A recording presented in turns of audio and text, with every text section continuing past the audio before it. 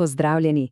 Neverjetno je, kako lahko ena sama stavba, v tem primeru ljubljanska stolnica, pripoveduje zgodbo o umetnosti, veri in, ja, o identiteti celotnega naroda.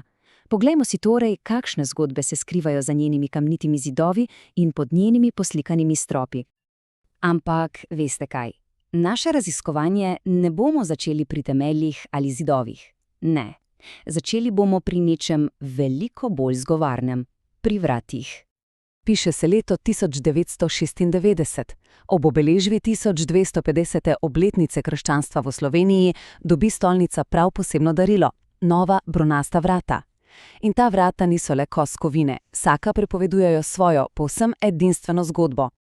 In da bi bila simbolika še močnejša, to niso zgolj vhodi, so prave kiparske kronike. Dobile so poseben pomen, ko jih je ob svojem obisku osebno blagoslovil papež Janez Pavel II. To jim je dalo še dodatno težo, tako simbolično kot zgodovinsko. Tukaj pa postane res zanimivo. Imamo namreč dvojno pripoved. Na eni strani glavna vrata pripovedujejo epsko široko zgodbo celotnega slovenskega naroda. Na drugi strani pa imamo stranska vrata, ki se osredotočajo na lokalno, ljubljansko zgodovino, na zgodbo škofov, ki so mesto vodili skozi res burno 20. stoletje. Poglejmo si pobližje ta glavna vrata, delo kiparja Tone Demšarja. To je pravzaprav gosta tapiserija slovenske zgodovine, vklesana v bron, od korenin, ki jih simbolizira lipa, pa vse do sodobne slovenske suverenosti. Vsak prizor je zgoščen, močan trenutek iz naše preteklosti. No, zdaj pa se od vrat premaknimo k sami stavbi. Poglejmo, kako je ta mojstrovina sploh zrasla na temeljih mnogo starejših cerkev. Tale časovnica nam res lepo pokaže vse te plasti zgodovine.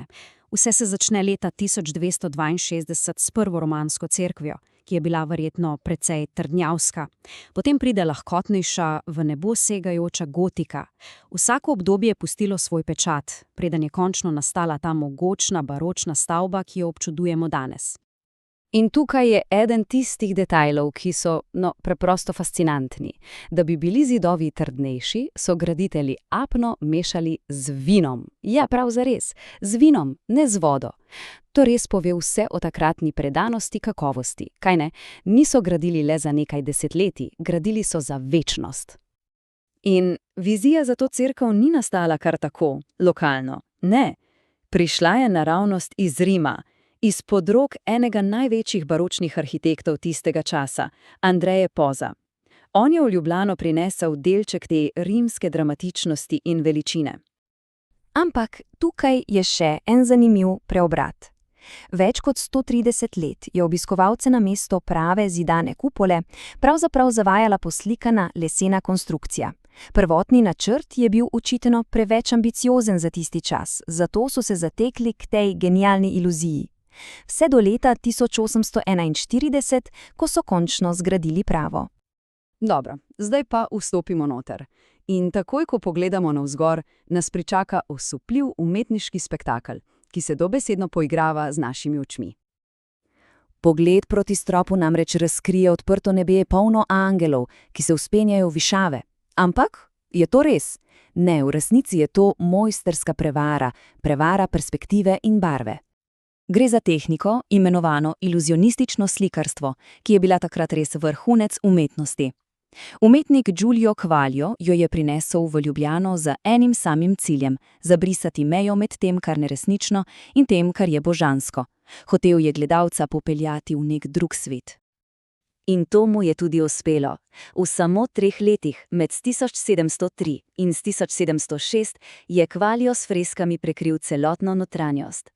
Njegove slike niso le zgodbe o svetnikih, ustvarjajo občutek, da se prostor nad nami resnično odpira v neskončnost. Ampak zgodba se z barokom ne konča. Poglejmo si, kako je stolnica postala nekakšna živa galerija, ki združuje dela pomembnih umetnikov iz zelo različnih obdobij. Stolnica je res kot časovna kapsula umetnosti. Ta pregled lepo pokaže, kako se je notranjost razvijala skozi več kot 250 let. Od baročnih fresk, Quaglia in robovih kipov, pa do Langusove poslikave kupole v 19. stoletju in celo modernističnega pridiha, ki ga je v 20. stoletju dodal veliki arhitekt Jože Plečnik. Vsa ta generacija je pustila svoj neizbrisan pečat. In ta citat odlično povzame dvojno dušo stolnice. Ni samo svetišče, je tudi ključni kulturni prostor in seveda eden najpomembnejših arhitekturnih spomenikov v državi. To nas pripelje do vprašanja, kakšna je vloga stolnice danes, v 21. stoletju? No, zagotovo je veliko več kot le neka zgodovinska relikvija. Kot vidimo, stolnica ni muzej. Še danes je živahno središče, kjer se prepletajo duhovno, kulturno in nacionalno življenje Ljubljane. Od vsakdanjih maši pa do najpomembnejših državnih slovesnosti in prestižnih koncertov. Njen izjemen pomen je bil dokončno potrjen leta 2008. Takrat je bila uradno razglašena za kulturni spomenik državnega pomena. S tem je njen status zaščitenega zaklada zagotovljen tudi za prihodnje generacije. Torej, od vrat, ki so prava zgodovinska čitanka, pa do stropa, ki se zdi, da se odpira v nebesa, ljubljanska stolnica je res dokaz, kako lahko ena sama stavba postane srce in duša mesta. Pa tudi naroda. In to nas morda pripelje do vprašanja, kakšne zgodbe pa pripovedujejo stavbe v naši okolici? In ali si kdaj vzamemo čas, da jim prisluhnemo?